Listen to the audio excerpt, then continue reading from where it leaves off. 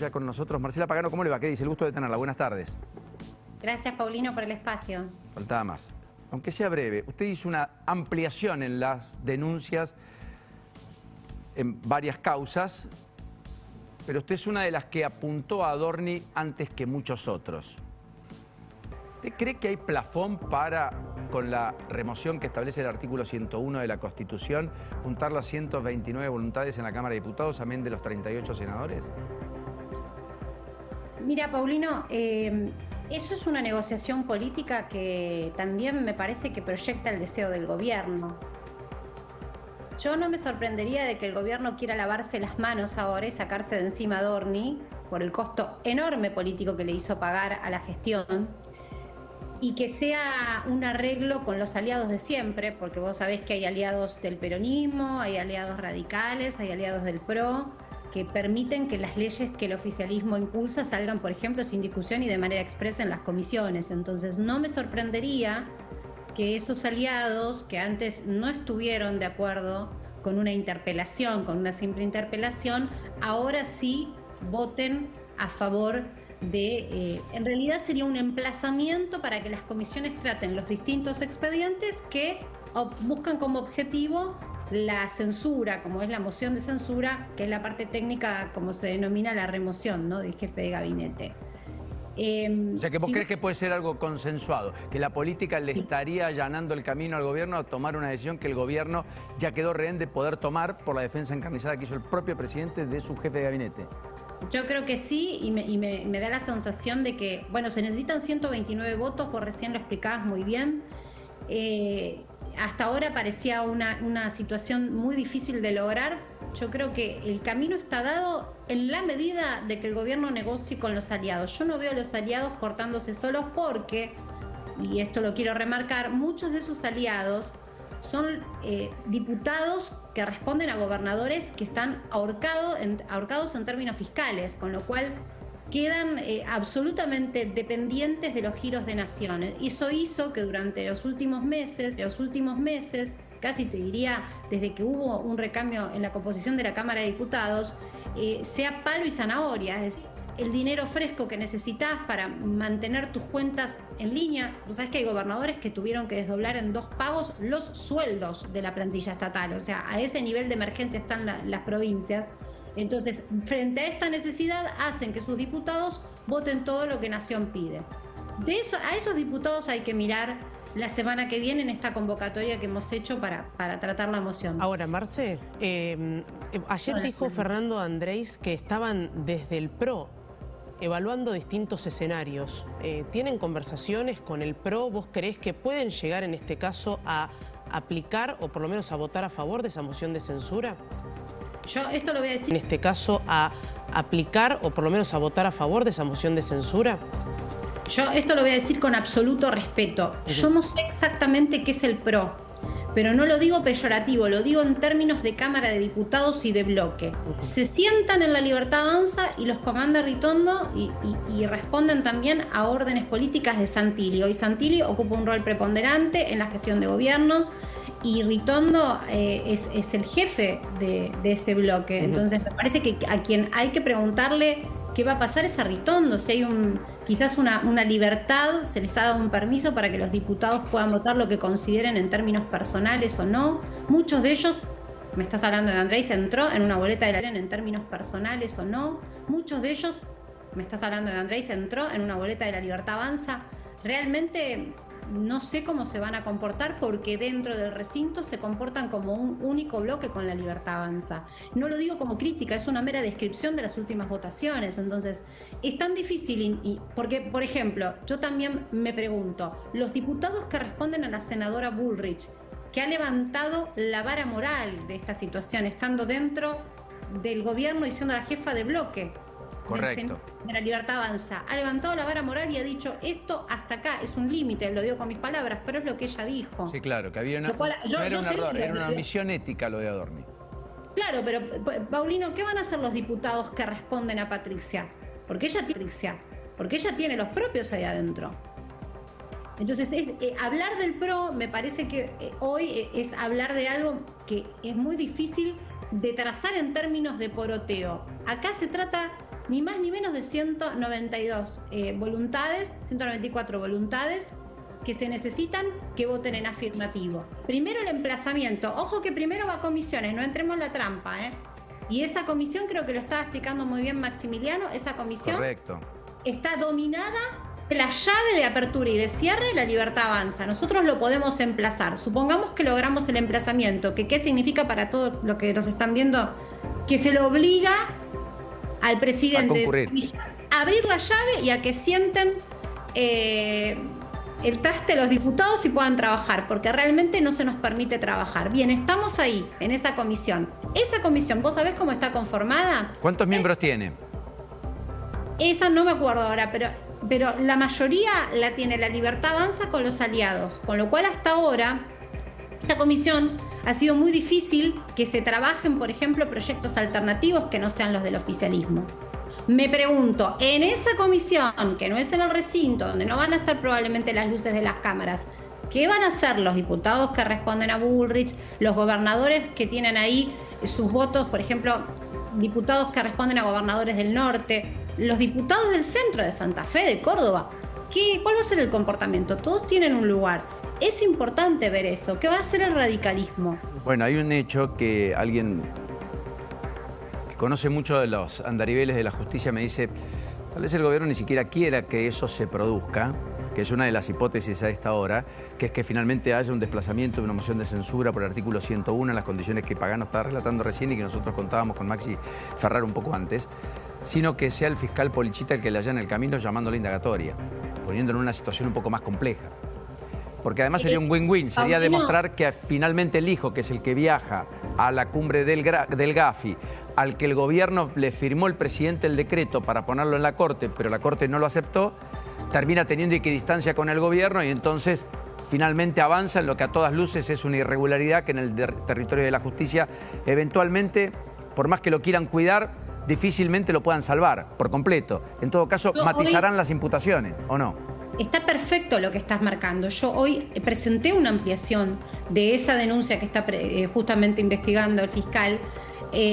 La causa que yo presento es enriquecimiento ilícito. Hoy amplío tanto él como la del hermano y también hizo una ampliación en otra causa en donde está el juzgado del hijo, pero interviene el fiscal Stornelli, que tiene que ver con esto de que Bettina Angeletti, la socia y esposa de Adorni, se mete en el régimen de inocencia fiscal, obstaculizando la investigación, porque se la está investigando a ella también por haber conformado una consultora desde donde se derivaban dinero de empresas públicas, una de ellas manejada y controlada desde el directorio por el propio Adorni como YPF. Entonces, en el marco de esa investigación, la señora se acoge al beneficio de inocencia fiscal. Eso obstruye, eso entorpece la investigación. Pero voy un paso más.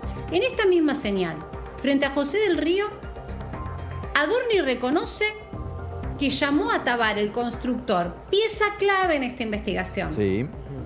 Horas antes o minutos antes de que se sentara frente al fiscal y al juez a declarar. Que quedó asentado además en esa minuta judicial.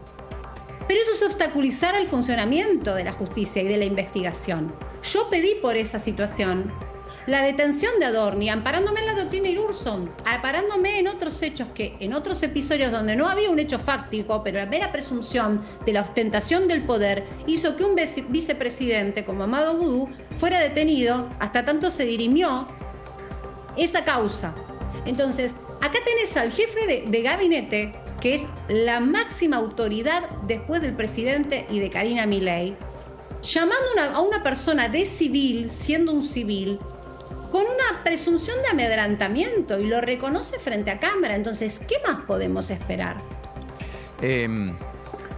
Vos hiciste una denuncia, no me quiero apartar un segundo, de un tema que lo hemos venido desglosando acá, que pocos hablan, pero que es tan gravoso, mucho más gravoso por volumen, magnitud, dimensión, por los personajes, que es la de Leal, que es este ex titular de ARSAT, pero también ex titular del ORSNA, el organismo que regula la situación de los aeropuertos bajo el gobierno del presidente Milei, desde mediados del año pasado hasta inicios de este año. En el gobierno anterior de Alberto Fernández había sido el titular de ARSAT y la investigación empezó por su condición de ex titular de ARSAT, pero tuvo derivaciones. ¿Por qué hiciste una denuncia ya ahora en este caso preguntando si Leal lo que eventualmente pueda tener y no pueda justificar no era fruto de lo que había hecho al frente de la Orsna. Porque me llega información, obviamente al colocarme ahora como denunciante me empieza a llegar mucha información de adentro de los propios organismos en donde también hay maniobras espurias que hay que investigar. Y este caso en particular puede destrabar la llave de muchas. Digo, si este hombre habla... Leal. Sí, puede destrabar una situación aún más grande. ¿A quién respondía? Porque no es en el único lugar en donde se mantuvieron tal vez funcionarios que respondían a otras gestiones. Es quizás porque hay ciertas maniobras que necesitaban o requerían cierta expertise para desviar fondos que respondían a otras gestiones. Es quizás porque hay ciertas maniobras que necesitaban o requerían cierta expertise para desviar fondos de las arcas públicas. Yo ahora estoy armando también una ampliación porque me ha llegado más información sobre este caso. A mí me parece que lo que tenemos que hacer es poner el foco en la cantidad de situaciones o de ventanas que se están abriendo, por lo menos en esta gestión, vinculadas a corrupción. Ya no es solo un caso aislado, ya no son escuchas que estamos tratando, de hecho no entiendo todavía por qué no se presta Españolo a que se perite su voz, ya no es Andis, son muchas causas que salpican a este gobierno vinculadas a corrupción. Ahora, insisto en algo, si nos quedamos solamente en el jefe de gabinete no estamos viendo el mapa completo. El mapa completo es un presidente que abraza a una persona que delante de cámara asume haber cometido un delito durante 25 años, que permite que este hombre permanezca de un lado al otro y que está en pantalla, que se lo premia en el manejo y en el control de otro organismo cuando las líneas que están por debajo sabían perfectamente lo que hacía. Entonces, digo, hay que cuadrar que lo que estamos viendo es un gobierno que avala la corrupción. Y lamentablemente eso destruyó el relato del gobierno, porque yo, que lo milité en campaña en 2023, una de las consignas por la cual le pedimos el voto a la gente, y por favor no nos vamos a creer que la gente nos votó por liberales, habrá un puñado muy pequeño de la población que leyó a Murray y que leyó el postulado que Milei trata de explicar una y otra vez del concepto del liberalismo. Muy poca. Mucha gente nos votó por el concepto que teníamos de que veníamos a hacer las cosas de una manera diferente, poniendo la moral como política de Estado. Y hoy se encuentran un presidente que miente, porque el que mintió es el presidente, Paulino. Y lo mintió en esta pantalla también frente a dos periodistas a los cuales maltrató, que me dio muchísima vergüenza ajena, diciéndoles, bueno, Patricia nos spoileó, yo ya miré la declaración, la tengo en mis manos, Adorni la presenta en unas horas. Esas horas se convirtieron en 36 días de un mamarracho como el que vimos. No solamente no le dan los números, yo lo puse en mis redes sociales, vos lo dijiste, digamos, que era un visionario. En Argentina, yo era apenas una periodista de finanzas en ese momento, por eso me interiorizaba en bitcoins. En el periodo que él dice haber ganado el dinero, Mr. Good, que era el tenedor principal de bitcoins del mundo, tenía el 70% de esas monedas que daban vuelta en el mundo, perdió y quebró. China en ese periodo en el que Adorni ganó tanto dinero, puso 200 y se llevó $300.000. China había desaconsejado a sus propios bancos desinvertir en bitcoins. Y Bloomberg ese año lo denominó la peor moneda del año. Y el hombre en Argentina, visionario, porque nadie hablaba de invertir en bitcoins, puso todo lo que tenía en algo que no se conocía y encima ganó. Le ganó el principal tenedor de Bitcoin del mundo. Es irrisorio, pero además cuando vas a la declaración jurada, por eso yo hoy amplío, presenta como documentos inversiones del año 2017 y 2018 en criptomonedas. ¿En qué quedamos? ¿Se había vuelto más conservador cuando nació el hijo en julio de 2015 y desinvirtió? ¿O fue en 2017 y 2018? Es contradictorio. Primero le mintió al periodista, lo que presentó en la justicia no es lo mismo. Y después vuelve a mentir con el tema de la herencia, Paulino, y eso no hay que dejarlo pasar. Las sucesiones, para que todo el mundo entienda, por supuesto que se declaran fiscalmente, pero los que somos funcionarios públicos también tenemos la necesidad y obligación de declararlas en la Oficina Anticorrupción. Este señor le mintió a la Oficina Anticorrupción sistemáticamente desde que asumió en el cargo y encima, lo más gravoso es que cuando se presentó como para ser legislador de la ciudad de Buenos Aires, ahí tuvo la obligación nuevamente de presentar una declaración jurada y omite esa herencia que él dice que mágicamente entró y encontró una caja de zapatos con dólares del padre. lo que obliga al hermano incluso a rectificar. Marcela. El hermano también es cómplice. Yo también lo denuncié. La seguimos- También está investigado. La seguimos pronto, te mando un abrazo. Gracias por esta delicadeza para con Paulino. nosotros. Muy Por favor, amable, muy gracias gentil. por el espacio. Gracias, de Faltaba verdad. más. Bueno, a todo esto, Jenny. Capítulo, en este caso...